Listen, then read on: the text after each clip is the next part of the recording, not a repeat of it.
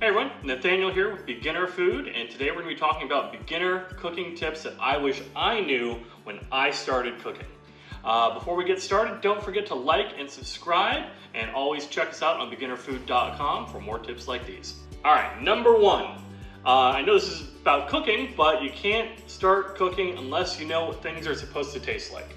So our number one tip is build a palate and taste intentionally. Go out there, try things, see what you like and see what you don't.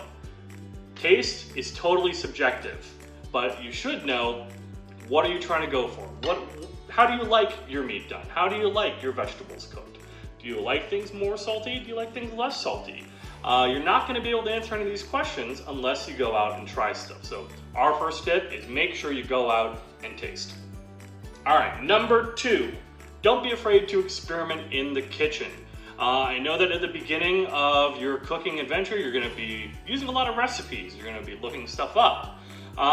Don't get too accustomed to doing that. Don't get locked into just what one recipe tells you to do. It's okay to make mistakes. If something's too sweet, it's fine. You'll fix it next time. If your fish is overcooked, it's okay. It's not like you're only ever going to cook one fish in your entire life. Make sure you branch out and try new things. Your goal right now is to find out, again, what do you like? How do you like it? How do things work? That's really what you're trying to build a basis of when you're starting out cooking. All right, number three, you want to be able to taste your food and adjust intentionally. So not only are you going to be tasting other people's food, you're going to be tasting food at restaurants, taking note of what you like. When you're cooking your food, you want to make sure that you're trying it. You want to make sure that you're tasting it. And when you taste it, have an opinion. Do you think it needs more salt? Do you think that it's too watery? Do you think that it's too sour? Do you think that it's too spicy?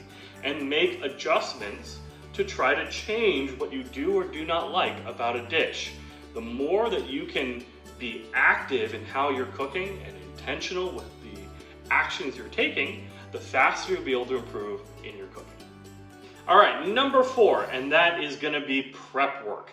I remember when we first started getting those meals in a box kits from like a HelloFresh, a Blue Apron, and it always says ready in 25 minutes, ready in 30 minutes. And I remember when we first got those, my wife would say, dinner's gonna be ready in 30. And I was just looking at the ingredients list and saying, 30 minutes, yeah, if you're a professional chef and you've got all that stuff pre-prepped for you, you can definitely do that in 30 minutes. Obviously, it took about an hour to actually complete the recipes. And that's why it's so important to have your prep work done and have things ready to go for when you need them. You'll cook a lot faster and more efficiently by having your work ready to go and in place. All right, tip number five, that is use fresh and quality ingredients. I know you can't do this all the time, but it's good to start looking at what makes food better or worse at an ingredient stage. You know, if you're looking at meat, try to figure out which meat is the better one. There's more than just ratings to that. When you're looking at vegetables, how do you tell if they're ripe? How do you tell if they're ready to eat? How do you tell if they're old? That's really what you want to be looking at when you're talking about fresh ingredients and quality ingredients in your food. Because whatever you put in is what's going to come out at the other side.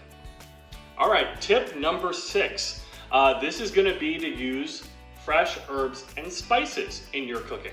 A lot of us have a spice cabinet that's full of who knows what from how long ago. And that's great for whenever you're in a pinch, but spices and herbs actually lose flavor over time. And drying them also changes how they actually taste in your dish. So, good recommendation on our side is try using fresh herbs and spices when you can. It not only looks great, but it will actually taste better. When it comes to spices, you can even try giving them a toast before you put them in.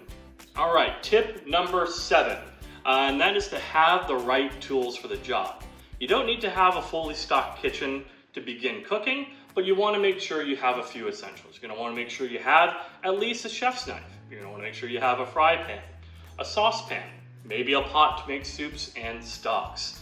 And don't forget, you're going to be doing a lot of cutting, so you're going to want to have a nice, solid cutting board so you can do all that prep work that we told you about earlier.